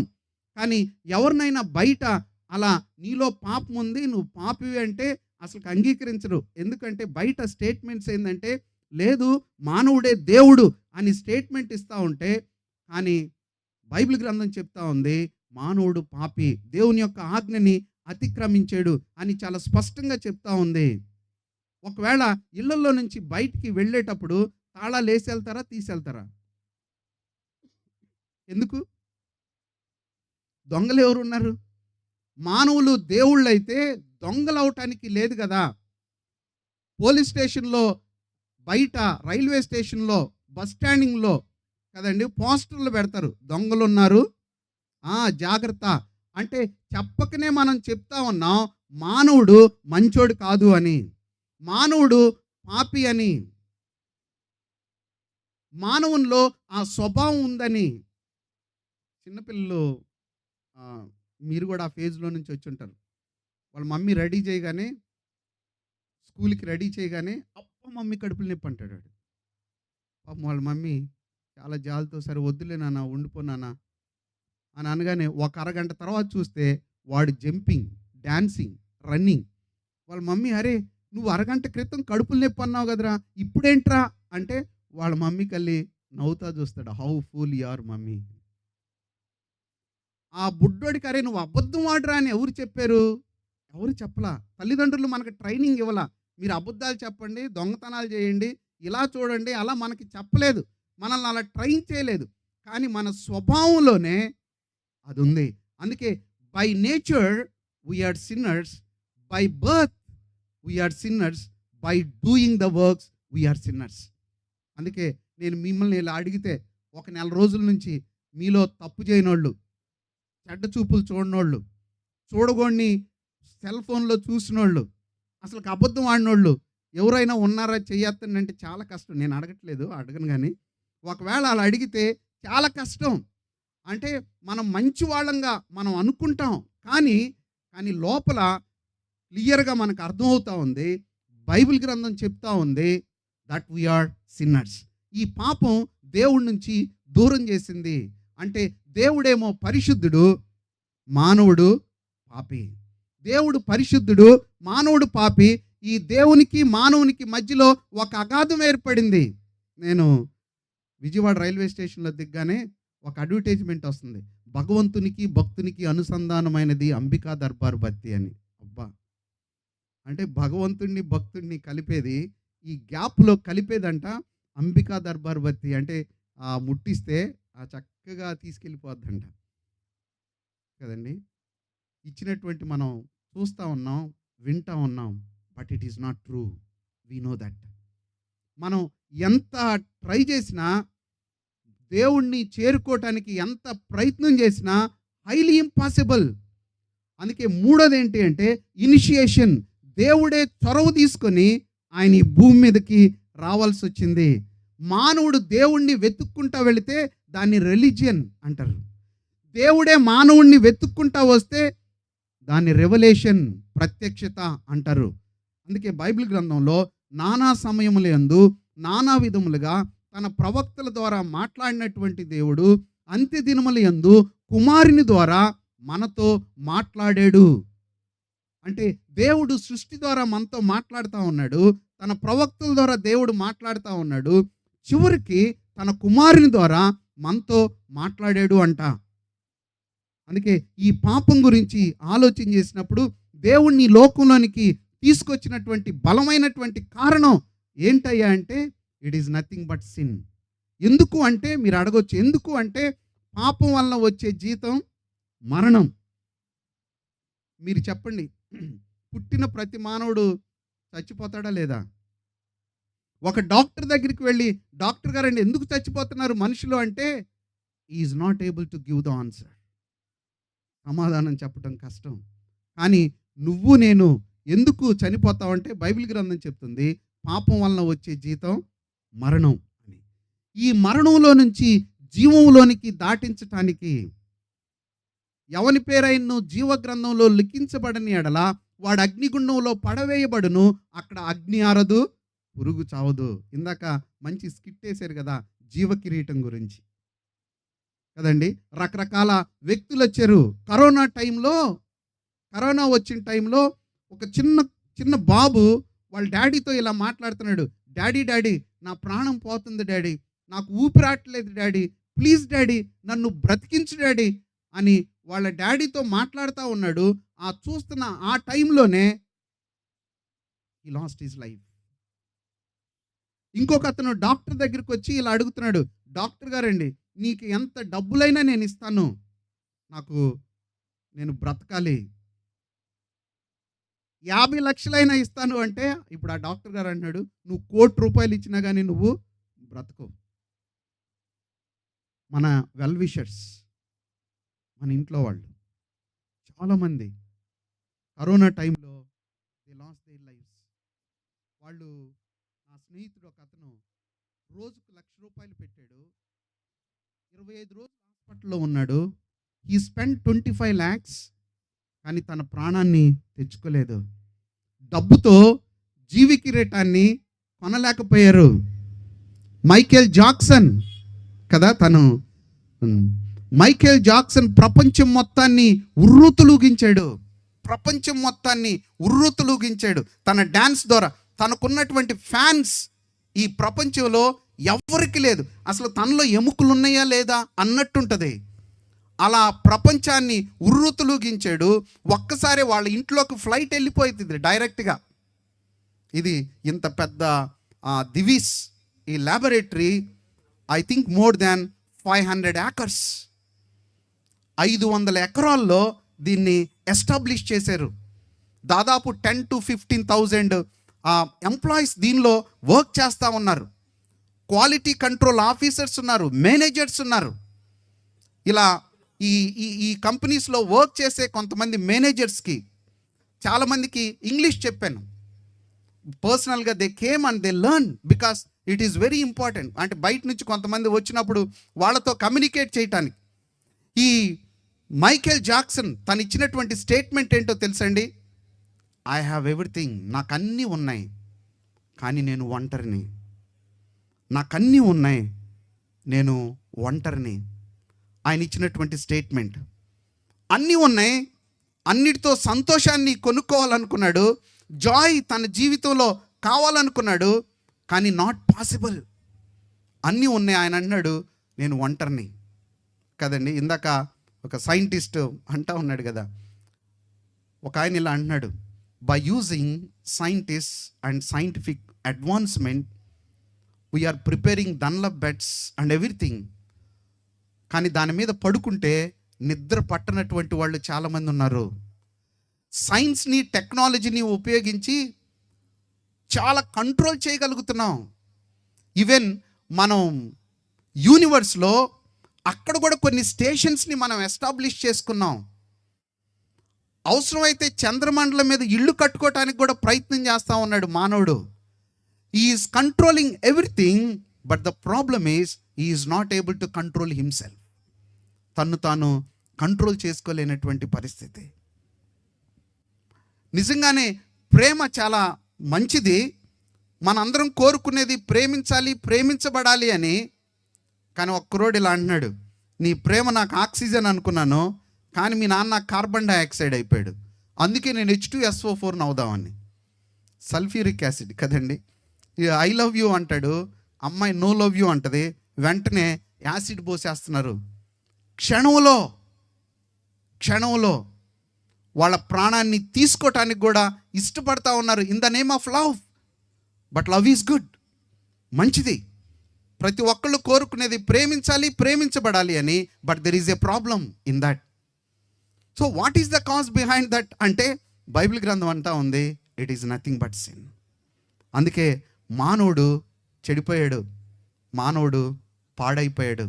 నేను ఒక కారు ప్రిపేర్ చేస్తే ఆ కారు వాటర్తో వెళుతుందో, పెట్రోల్తో వెళుతుందో, గ్యాస్తో వెళుతుందో, కిరోసిన్తో వెళుతుందో తయారు చేసినటువంటి వ్యక్తికే తెలుసు. మిగిలిన వాళ్ళు వచ్చి ఆవేశం లేదన్న పోసారనుకోండి, మొత్తం ఆగిపోయింది, ఇంజిన్ చెడిపోతుంది. మానవుణ్ణి బాగు చేయాలి అంటే ఈ చెడిపోయినటువంటి మానవుణ్ణి బాగు చేసి నిజమైన సంతోషం, ఆనందం, తెగిపోయినటువంటి సంబంధాన్ని ఎస్టాబ్లిష్ చేయాలి అంటే మళ్ళా ఎవరు కావాలి అంటే దేవుడే కావాలి. అందుకే ఆయనంతటా ఆయనే వెతుక్కుంటూ ఈ లోకంలోనికి రావాల్సి వచ్చింది. That is Christmas. ఇప్పుడు నేను చీమతో మాట్లాడాలనుకోండి, a ant you come this side, go that side అన్నాను అనుకోండి, వింటదండి చీమ? విందు. నేను దాంతో మాట్లాడాలి అంటే ఖచ్చితంగా నేను చీమనవ్వాలి. Then only it can understand my language. So దేవుడు ఆయన అనంతుడు, ఇన్ఫైనైట్. అనంతుడైనటువంటి దేవుడు పరిమితి కలిగినటువంటి నీతో నాతో మాట్లాడాలి అంటే ఆయన కూడా మనలాగా ఈ లోకంలోనికి రావాల్సి వచ్చింది. ఎందుకు అంటే బైబిల్ గ్రంథం చెప్తుంది, రక్తం చిందించబడకుండా పాప క్షమాపణ లేదు. బైబిల్ అంటుంది, శిశువు పుట్టెను, కుమారుడు అనుగ్రహించబడెను. శిశువు పుట్టెను, కుమారుడు అనుగ్రహించబడెను. శిశువు. అందుకే బైబిల్ గ్రంథంలో మనం జాగ్రత్తగా చూస్తే ఇనిషియేషన్, దేవుడు చొరవ తీసుకొని ఈ లోకంలోనికి వచ్చాడు. ఆయన రావటానికి నిజంగా వచ్చాడా, ఇది స్టోరీయా అంటే స్టోరీ కానే కాదు, హిస్టరీ చెప్తా ఉంది. ఒక ఆయన ఇలా అన్నాడు, హిస్టరీ ఈజ్ హిజ్ స్టోరీ. ఇది ఆయన స్టోరీ, హిస్టరీ. చరిత్రలోకి వచ్చి ఈ లోకంలోనికి వచ్చాడు. చరిత్ర విభాగించబడింది. మానవుల యొక్క చరిత్రను మార్చాడు. ఈ భూమిలో ఉన్నటువంటి ప్రపంచ జనాభా యొక్క చరిత్రను మార్చాడు. కాలం విభాగించబడటానికి కారణమయ్యాడు. గొప్ప గొప్ప వ్యక్తుల్ని తీసుకున్నారు. ఈ కాలాన్ని విభాగించటానికి ఎవరు కావాలి అంటే ఆలోచన చేస్తున్నప్పుడు వాళ్ళకి వచ్చినటువంటి ఒకే ఒక వ్యక్తి ఎవరు అంటే యేసయ్య. ఎందుకు అంటే ఆయన కత్తి ఉపయోగించకుండా, ఎవరిని చంపకుండా, తన ప్రేమతో ప్రపంచం మొత్తాన్ని ప్రభావితం చేయగలిగాడు. ఇప్పటికీ కూడా ఆయన ప్రభావితం చేస్తానే ఉన్నాడు. For that purpose we are here. So కాబట్టి చరిత్ర చెప్తా ఉంది. జోసిఫస్ అనేటువంటి హిస్టారియన్ ఒక అతను ఉన్నాడు. ఆ హిస్టారియన్ యేసు ప్రభువారి గురించి రాశాడు. ఆయన దేవుణ్ణి నమ్మేటువంటి వ్యక్తి కాదు, కానీ ఆయన చరిత్రలో ఉన్నాడు అనే సత్యాన్ని రాశాడు. రెండోది, ఆయన జన్మ చాలా అసాధారణమైంది. యేసయ్య ఈ లోకంలోనికి కన్య అయినటువంటి మరియకి జన్మించటం మనం చూస్తాం. దూతొచ్చి మరియతో మాట్లాడుతూ ఉన్నప్పుడు, మరియా నువ్వు గర్భవతి అయి కుమారుని కంటావు అంటే, నేను పురుషుణ్ణి ఎరుగని దాన్ని కదా, ఇది ఎలా సాధ్యం అంటే, సర్వశక్తుని యొక్క శక్తిని బట్టి పరిశుద్ధాత్మ దేవుడు నిన్ను కమ్ముకుంటాడు. కాబట్టి నీకు పుట్టబోయేటువంటి బిడ్డ పరిశుద్ధుడు, నీతిమంతుడు అని పిలువబడతాడు. అంటే మానవుని యొక్క మనిషి స్త్రీకి ఈయన జన్మించటం, కన్య అయినటువంటి మరియకు ఈయన జన్మించటం. చాలామంది అడిగేది ఏంటంటే, హౌ ఈజ్ ఇట్ పాసిబుల్? సైంటిఫిక్గా కాదు కదా అంటే, మీకు ఒక విషయం చెప్తాను. ఇలా మనం చూసినప్పుడు ఆకాశంలో ఒక్క పాలపుంతలో ఉన్న నక్షత్రాల్ని మనం లెక్క పెట్టడానికి ప్రయత్నం చేస్తే, ఒక్క పాలపుంతలో ఉన్న నక్షత్రాల్ని సెకనికి ఒక నక్షత్రం లెక్క పెడితే దాదాపు 2000 సంవత్సరాలు పడుతుందంటండి. 2000 సంవత్సరాలు పడుతుందంట. ఒక్కొక్క నక్షత్రం భూమి కన్నా 3-4 రెట్లు పెద్దది. ఇంత అద్భుతమైనటువంటి సృష్టిని సృష్టించినటువంటి సృష్టికర్త అయినటువంటి దేవుడు కన్య అయినటువంటి మరియ గర్భంలోనికి రావటం అసాధ్యమేమీ కాదు. ఎందుకంటే ఏ భేదమును లేదు, అందరూ పాపము చేసి దేవుడు అనుగ్రహించి మహిమను పొందలేకపోతా ఉన్నారు. కాబట్టి మానవుల్ని రక్షించాలి అంటే పాపం లేనటువంటి వ్యక్తి కావాలి. కాబట్టి ఆయన జన్మ అసాధారణమైంది. అందుకే ఒక వ్యక్తి ఇలా రాశాడు, his birth is natural but conception is super natural. His death is natural but resurrection is super natural. ఆయన చనిపోయి 3వ దినాన తిరిగి లేవటం అనేది అది చాలా ఆశ్చర్యం. అందుకే ఆయనకి ఆశ్చర్యకరుడు అని పేరు పెట్టారు. ఎందుకు అంటే ఆయన ఈ భూమి మీద ఉన్నప్పుడు ఎన్నో ఆశ్చర్యకార్యాలు చేశాడు. కళ్ళు లేనటువంటి వాళ్ళకి కళ్ళు ఇచ్చాడు, కాళ్ళు లేనటువంటి వాళ్ళకి కాళ్ళు ఇచ్చాడు, కుష్ఠరోగుల్ని బాగు చేశాడు. అంతేకాదు సముద్రాన్ని గద్దించినప్పుడు ఆగిపోయింది. అప్పుడు శిష్యులు అనుకుంటున్నాడు, అరే సృష్టి కూడా ఈయనకి లోబడుతుంది అని. అంతేకాదు చనిపోయినటువంటి వాళ్ళని కూడా ఆయన తిరిగి లేపాడు. ఒక చిన్న పాప చనిపోతే ఇలా అన్నాడు, తలితాకుమి అంటే చిన్నదానా లే అనగానే దిగ్గున లేచి కూర్చుంది. తను ప్రేమించేటువంటి ఒక కుటుంబం ఉంది, మార్తా మరియా అని. ఆ కుటుంబంలోకి వెళ్ళినప్పుడు వాళ్ళ సహోదరుడు చనిపోతాడు, లాజరు అని. అప్పుడు వాళ్ళ సిస్టర్స్ చెప్తా ఉన్నారు, యేసయ్య నువ్వు ఒక 3 రోజులు ముందు వచ్చి ఉంటే బాగుండేది, మా మా మా బ్రదరు బ్రతికుండేవాడు. అంటే వాళ్ళు ఏమనుకుంటున్నారంటే, నువ్వు కొన్ని ఆశ్చర్యకార్యాలు ఏమైనా చేయగలవేమో కానీ చనిపోయిన వాళ్ళని నువ్వు తిరిగి లేపలేవు అనేది లోన వాళ్ళకు ఉంది. కానీ యేసయ్య మొట్టమొదట కన్నీరు విడిచెను. మరణం ఎంత భయంకరమైంది, బలమైంది అని కన్నీరు విడిచి ఆయన ఇలా అన్నాడు, లాజరు బయటికి రా అనగానే లాజరు ఏం చేశాడు తెలుసండి, సమాధిలో నుంచి బయటకు వచ్చాడు. అందుకే ఈయన ఆశ్చర్యకరుడు. ఆయన జన్మ అసాధారణమైంది. ఆయన దేవుడు. ఆయన ఈ లోకంలో పుట్టినప్పుడు ఆయన 100% మానవుడు, 100% దేవుడు. శిశువు అనగానే ఆయన మానవత్వాన్ని తెలియజేస్తుంది. కుమారుడు అంటే ఆయన పుట్టక ముందే ఆయన ఎప్పుడు ఉన్నటువంటి వాడు, ఎవర్ లాస్టింగ్. ఆయన రక్త మాంసాల్లో పాలివాడై ఈ లోకంలోనికి రావాల్సి వచ్చింది. ఆయన రావటానికి ముందే చాలామంది ప్రవచించారు ప్రవక్తలు. 500 సంవత్సరాల క్రితం, 600 సంవత్సరాల క్రితం, 700 సంవత్సరాల క్రితం ముందుగానే ప్రవచించారు. 1500 సంవత్సరాల క్రితం, 1000 సంవత్సరాల క్రితం, యూదాదేశపు బెత్లెహేమా నువ్వెంత మాత్రమును అల్పమైనటువంటి దానవు కాదు, నిన్నేలేటువంటి అధిపతి నీలో నుంచి వస్తాడు. ఇక్కడ నక్షత్రం చూస్తున్నాం కదండి, నిజంగానే యేసయ్య పుట్టినప్పుడు ఒక నక్షత్రం కనపడింది. తర్వాత సైంటిస్టులు కూడా చెప్పాడు, that particular time there was a special star. అది ఈ జ్ఞానుల్ని నడిపించింది. వాళ్ళు ఆ నక్షత్రాన్ని చూసుకుంటూ అక్కడికి వచ్చిన తర్వాత వాళ్ళు ఆ నక్షత్రం చూడకుండా ఇటువైపు చూశాడు, అంతఃపురం వైపు. ఎందుకంటే ఆ అంతఃపురంలోకి వెళ్ళి హేరోదు రాజును అడుగుతా ఉన్నాడు, యూదుల రాజుగా పుట్టినవాడు ఎక్కడున్నాడు? యూదుల రాజుగా పుట్టినవాడు ఎక్కడున్నాడంటే ఆయన గుండెల్లో రాయబడిపోయింది. అప్పటికే చాలామందిని చంపేశాడు. ఆయన అంగీకరించట్లేదు, ఆయనే రాజుగా ఉండాలని కోరుకుంటున్నాడు. కానీ ఈయన వెళ్ళి అడిగినప్పుడు ఆయన ప్రధానులందరినీ పిలిపించాడు, ప్రధాన యాజకుల్ని. ఎక్కడ పుడతాడు అని శాస్త్రుల్ని వాళ్ళని అడిగినప్పుడు వాళ్ళు చెప్తా ఉన్నారు, యూదాదేశపు బెత్లెహేమా నువ్వెంత మాత్రమును అల్పమైనటువంటి అధిపతి నీలో నుంచి వస్తాడు. ముందుగానే యేసయ్య పుట్టేటప్పటికి దాదాపు 300 ప్రవచనాలు నెరవేరినాయండి, ఎగ్జాక్ట్. అందుకే ఆయన జన్మ అసాధారణమైంది. ముందుగానే చాలామంది ప్రవక్తలు ఆయన గురించి ప్రవచించారు. చివరిగా ఇది చెప్పి నేను ఒక 5 మినిట్స్లో క్లోజ్ చేస్తాను. సాల్వేషన్. మొట్టమొదటిది క్రియేషన్, దేవుడు మానవుడిని సృష్టించాడు. రెండోది సపరేషన్, మానవుడు తన పాపాన్ని బట్టి దేవుని నుంచి దూరం అయిపోయాడు. మానవునికి దేవునికి ఒక మధ్య అగాధం వచ్చింది.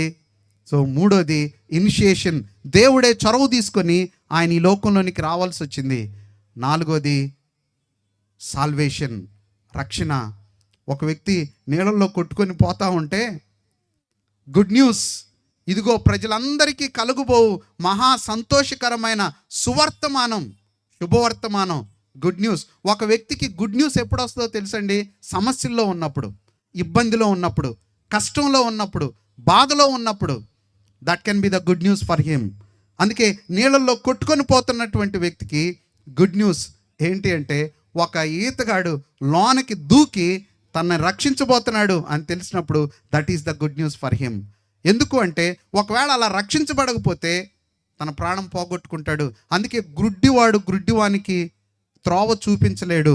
ఈత రానటువంటి వ్యక్తి ఇంకొక వ్యక్తిని రక్షించలేడు. సో కాబట్టి రక్షకుడు ఆయనకి ఇదిగో కన్యక గర్భవతి కుమారుని కొంటది, తన ప్రజలను వారి పాపముల నుండి రక్షించును గనుక ఆయనకి యేసు అనేటువంటి పేరు పెడతారు. యేసు అంటే రక్షకుడు అని అర్థం. ఇదిగో కన్యక గర్భవతి కుమారుని కంటది, ఆయనకి ఇమ్మానియేల్ అని పేరు పెడతారు. ఇమ్మానియేల్ అంటే భాషాంతరమున దేవుడు మనకు తోడు అని అర్థం. So my dear friends, so God has come here. ఎందుకు ఆయన వచ్చాడు అంటే నిన్ను నన్ను పాపం నుంచి విడిపించటానికి, నీకు నాకు శాంతిని సమాధానాన్ని ఇవ్వటానికి. ఆయన పాపం వలన వచ్చే జీతం మరణం, అయితే ప్రభు అయినటువంటి యేసు ప్రభువారిలో అది నిత్య జీవం. ఎందుకు అంటే రక్తం చిందించబడకుండా పాప క్షమాపణ లేదు. అందుకే దేవుని యొక్క ఉగ్రత చల్లార్చబడాలి అంటే రక్తం చిందించబడాలి. అది పవిత్రమైన, అమూల్యమైన, నిష్కలంకమైనటువంటి రక్తం అయి ఉండాలి. కాబట్టి యేసయ్య పాపం లేకుండా ఈ లోకంలోనికి వచ్చాడు, పాపం లేకుండా జన్మించాడు. నాలో పాపం ఉందని మీలో ఎవరైనా రూపించగలరా అని శపథం చేశాడు. నీకు నాకు రావాల్సినటువంటి శిక్ష అంతటిని ఆయన మీదకు తీసుకొని సిలువలో ఆయన బలియాగంగా చేయబడ్డాడు. అందుకే ఆయన చేతుల్లో మేకులు, కాళ్ళల్లో మేకులు, పక్కన బల్లెపోటు, తల మీద ముళ్ళ కిరీటం, ఆయన వీపు నాగటి చాళ్ళ వల్లే దున్నబడింది. ఆయన బలియాగంగా చేయబడ్డాడు. ఒకవేళ ఆయన చనిపోకపోతే నీకు నాకు రక్షణ లేదు. అందుకే ఆయన రక్తాన్ని చిందించాడు, చనిపోయాడు. మూడో దినాన మృత్యుంజయుడై తిరిగి లేచాడు. ఇప్పటికీ సమాధి ఖాళీగా ఉంది. There were many evidences. Empty tomb was there. There were many evidences. అందుకే ఆయన మృత్యుంజయుడై తిరిగి లేచాడు. నేను నమ్మటానికి కారణం ఏంటి అంటే, నేను సైన్స్ స్టూడెంట్నైనా నేను కూడా అనుకున్నాను కోతి నుంచి వచ్చాను అని. నా స్నేహితులతో నా ఇష్టం వచ్చినట్టు ఉంటూ నేను అనుకున్నాను. అసలుకి బిలీవ్ చేయలేదు, నేను దేవుణ్ణి నమ్మలేదు. నమ్మనటువంటి పరిస్థితి.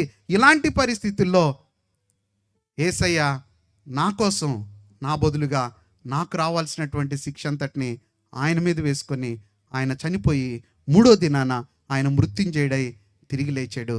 ఎవరైతే దీన్ని విశ్వసిస్తారో, దీన్ని నమ్ముతారో, that is the good news for them. ఇదిగో ప్రజలందరికీ కలుగుబోవు మహా సంతోషకరమైన సువర్తమానం. నేడు రక్షకుడు మన కొరకు పుట్టి ఉన్నాడు. ఆయన మనతో ఉంటాడు.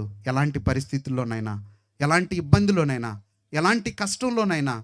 మనుషులు, ఈవెన్ మన స్నేహితులు కూడా మనల్ని వదిలిపెడతారు, కానీ కొన్ని పరిస్థితుల్లో ఆయన విడువుడు, ఎడబాయడు.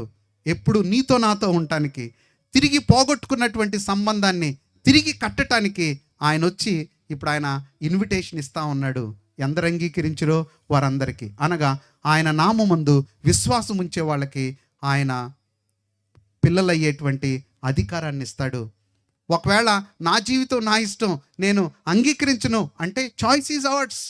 ఎందుకంటే దేవుడు ఆయన నిన్ను నన్ను సృష్టించినప్పుడు ఆ ఫ్రీ విల్ ఇచ్చాడు కాబట్టి నిర్ణయం మందే.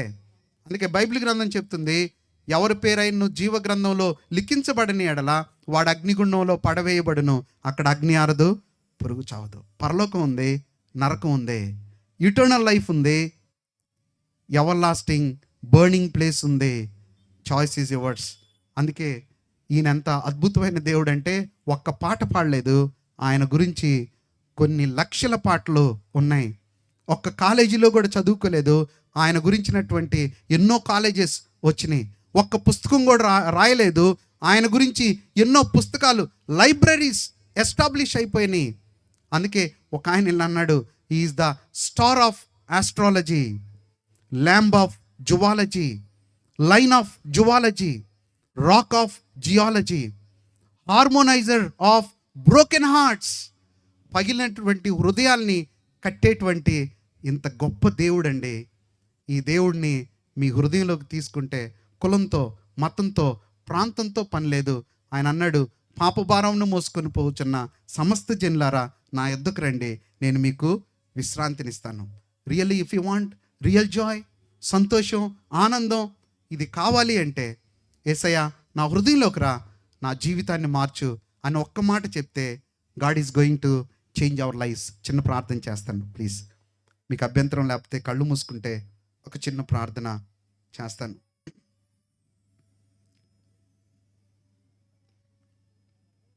Dear friends, thank you for your presence.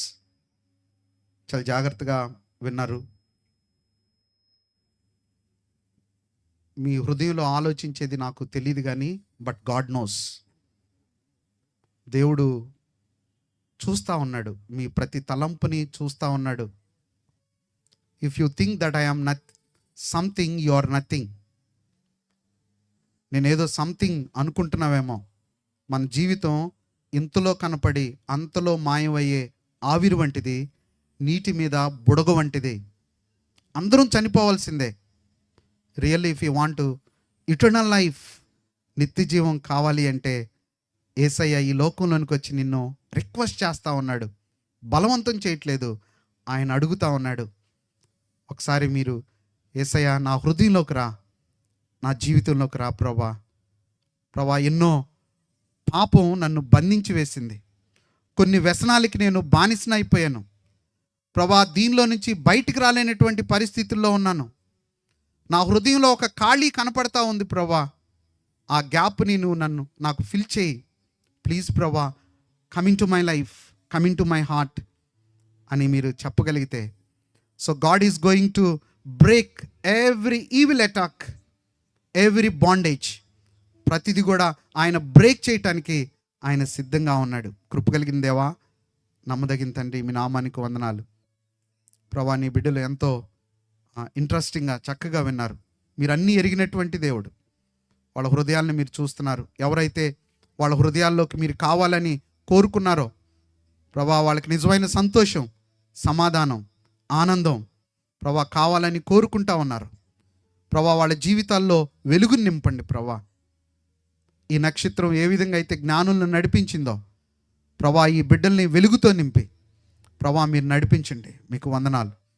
వారి కుటుంబాలని మీరు బాగు చేయండి, వారి వ్యక్తిగత జీవితాలని బాగు చేయండి ప్రభా. ఎవరైతే బాండేజెస్లో ఉన్నారో lord, you let them come out ప్రభా. వాళ్ళని బయటకు తీసుకొని రండి తండ్రి ప్రభా. ప్రతి బాండేజ్ని యేసు నామంలో బ్రేక్ చేస్తూ ప్రభా బిడ్డలకు విడుదలను అనుగ్రహిస్తూ ప్రభా, ఈ కుటుంబాల్లో, వ్యక్తిగత జీవితాల్లో శాంతి, సమాధానాన్ని దయచేసి వాళ్ళు చేసేటువంటి పనిలో ప్రభా క్షేమాన్ని మీరు అనుగ్రహించి ప్రభా శక్తి, బలాన్ని మీరు దయచేసి రానున్న దినాల్లో ప్రభా ఇక్కడున్న ప్రతి బిడ్డ ఎంతోమందికి బ్లెస్సింగ్గా ఉండటానికి సహాయం దయచేయమని, ఎవరైతే ప్రభా ఈ క్రిస్మస్ ప్రోగ్రామ్ని అరేంజ్ చేశారో ప్రభా ఆ బిడ్డల్ని మీరు కనికరించి దీవించి వాళ్ళకి రావాల్సినటువంటి ప్రభా దీవెనలు మీరు దయచేయమని యేసు ప్రభువారి అతి శ్రేష్టమైన నామంలో వేడుకొని ప్రార్థిస్తున్నాను తండ్రి.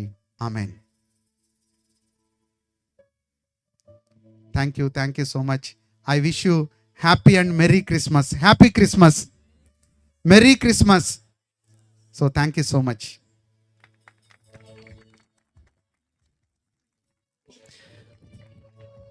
మంచిది. చక్కని క్రిస్మస్ సందేశం ఇచ్చినటువంటి సాల్మన్ రాజు గారికి ప్రభు పేరట వందనాలు. Thank you so much sir. చక్కగా ఈ యొక్క స్థలంలో కూర్చుని మీ అందరికీ కూడా థ్యాంక్ యూ వెరీ మచ్. మీరున్న స్థలంలో అలా ఉంటే మనకి ఇవ్వబడినటువంటి రిఫ్రెష్మెంట్స్, స్నాక్స్ మీ దగ్గరికి వస్తాయి, దయచేసి తీసుకోవాల్సిందిగా కోరుచును. Thank you so much. మీ యొక్క విలువైన సమయాన్ని ఈ యొక్క స్థలంలో హెచ్చించినందుకు వందనాలు.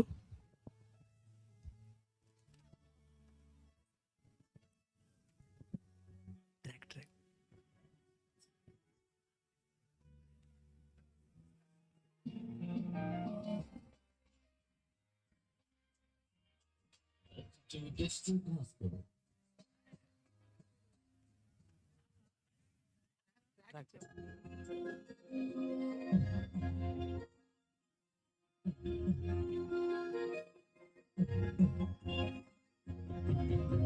Check praise the Lord.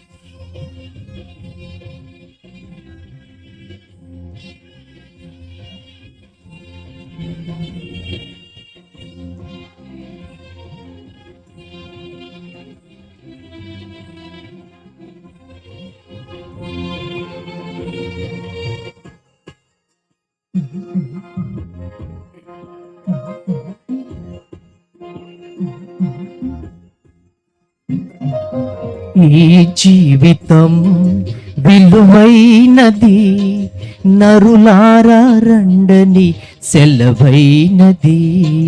ఈ జీవితం విలువైనది, నరులారా రండని సెలవైనది.